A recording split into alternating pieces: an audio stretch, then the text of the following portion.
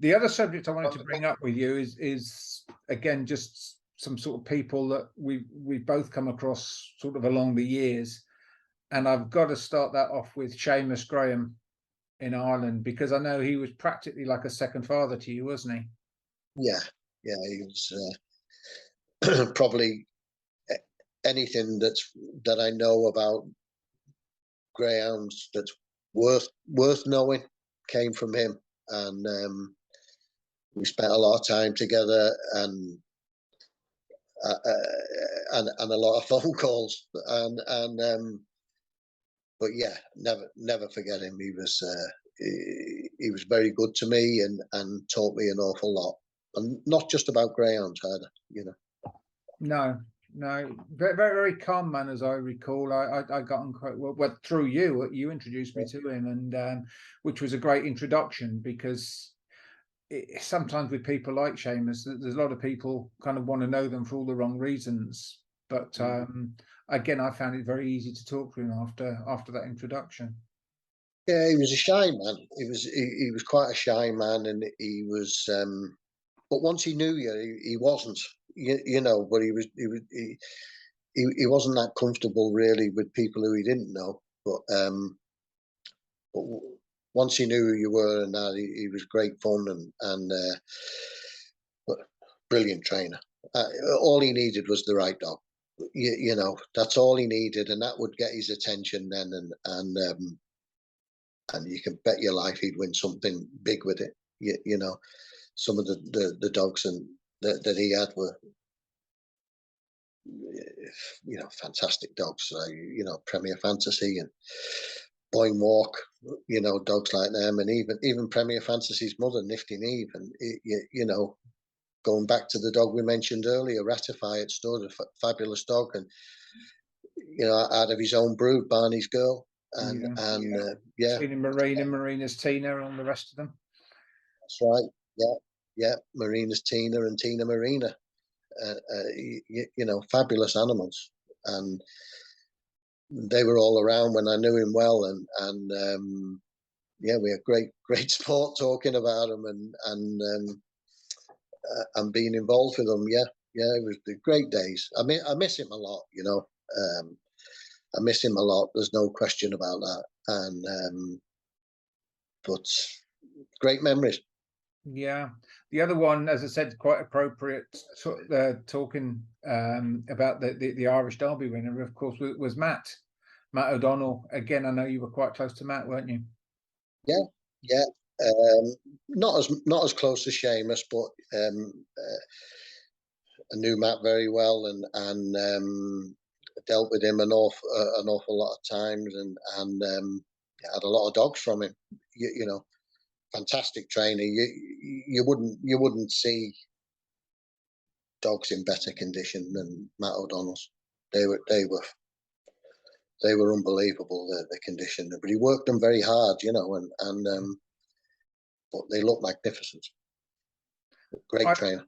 I found that Matt, again, once you got to know him, because he came very loud and quite sort of brash if you didn't know him, but when you could get him quietly, he was quite a thoughtful man, wasn't he? He had a lot of interesting views.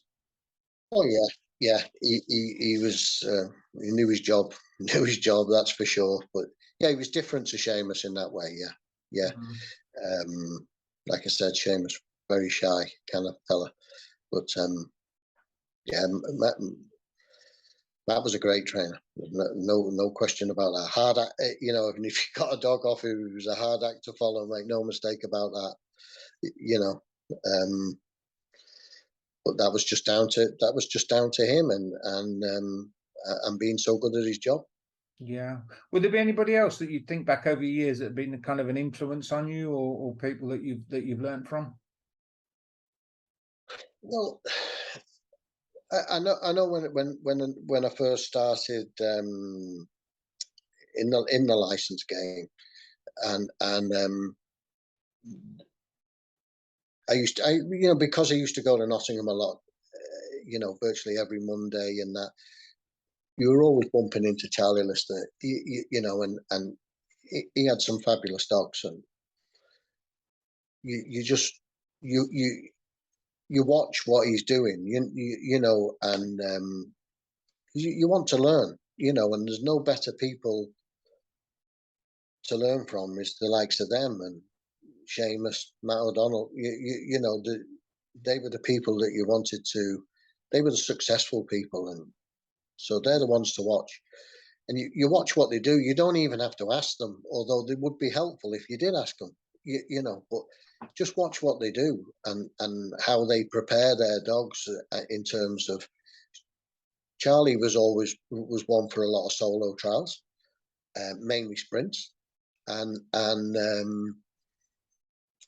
so you take that on board, and you know you think, why is he doing that? And obviously you know you realize why he's doing it, and so you do it yourself, and you try it yourself, and you try these different things that you see the successful people do, and that's what I used to do a lot. So even though it wasn't through asking Charlie about different things, just by watching him and what he did, I learned quite a lot of stuff from him as well. You know, he was another fantastic trainer, so successful, and you could see him doing it there every week. But no doubt, you know, if you did ask him, he would help you. There's no question about that. Very approachable. You know. I'm just reminded of something that there's a thing knocking around of Steve Jobs, the guy who ran Apple, saying that in all his life, whenever he approached anybody for help, no matter how big or important they thought they were, he was never turned down once. And I found that with the greyhound trainers and Yeah. Charlie as one. Again, Charlie is quite different away from a track, more quietly spoken, thoughtful. He can be a bit abrupt sometimes at a track, but when you get to know him and talk to him, he's a fascinating guy. Nick Savre, of course, very same again, isn't he? Absolutely, yeah, absolutely. They like to be asked, Floyd. You know, they like. I think they do. I think they like to be asked because, and quite happy to help people. I've always found that in this sport.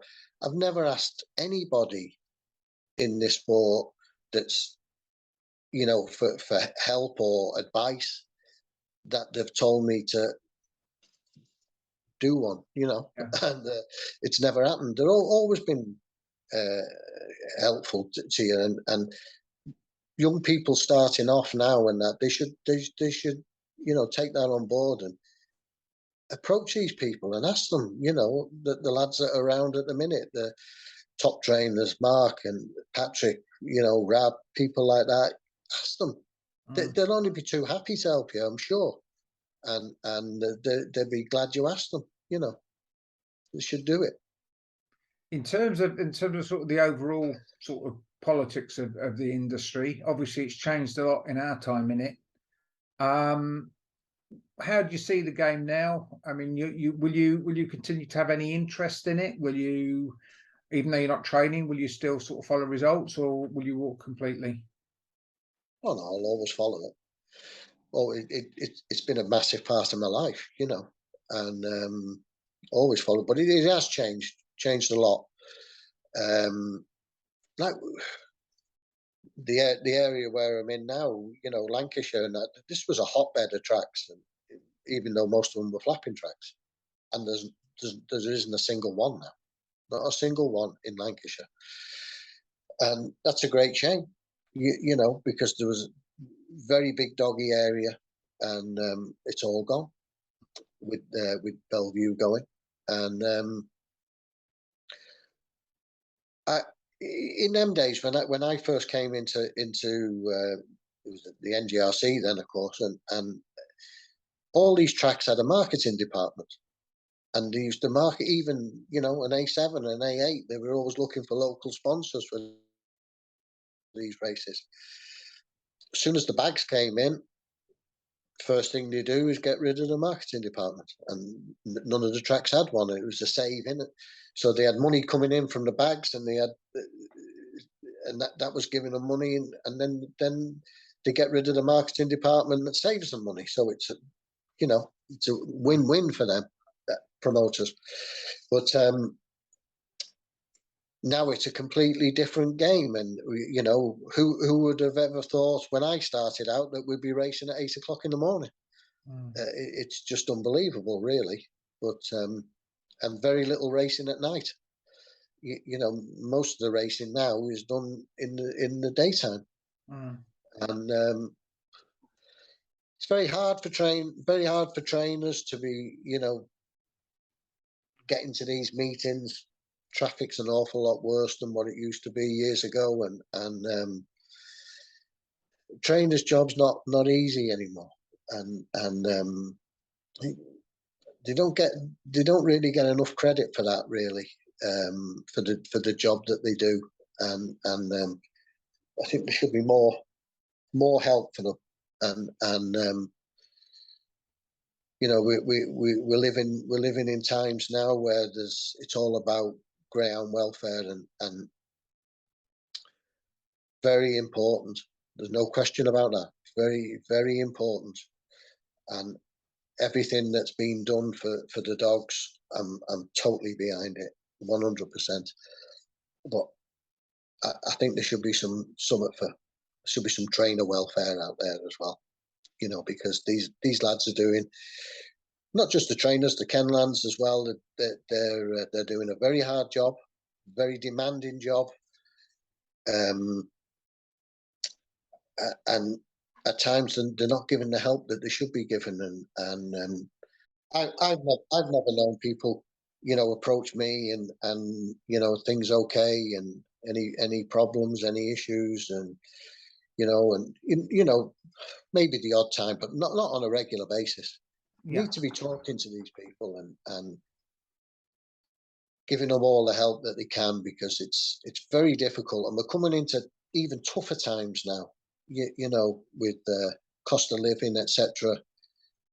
The big expenses of food and fuel, and they need to put prices up, but they feel reluctant to, you know, and because they don't want to price themselves out of the job.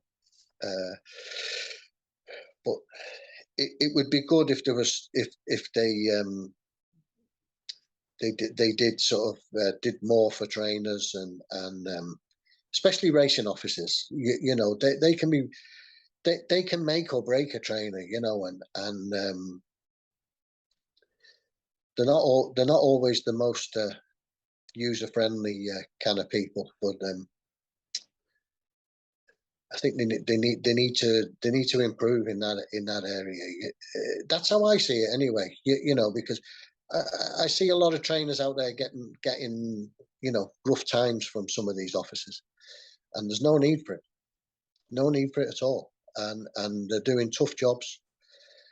Now, I know there's some trainers out there who probably don't help themselves, and I get that. You know, they're all different, but there's a lot of good people out there as well who do work hard for very little money, and some of them would probably feed the dogs before they feed themselves. You know, and this shouldn't be happening. You know, they need more help, and they need.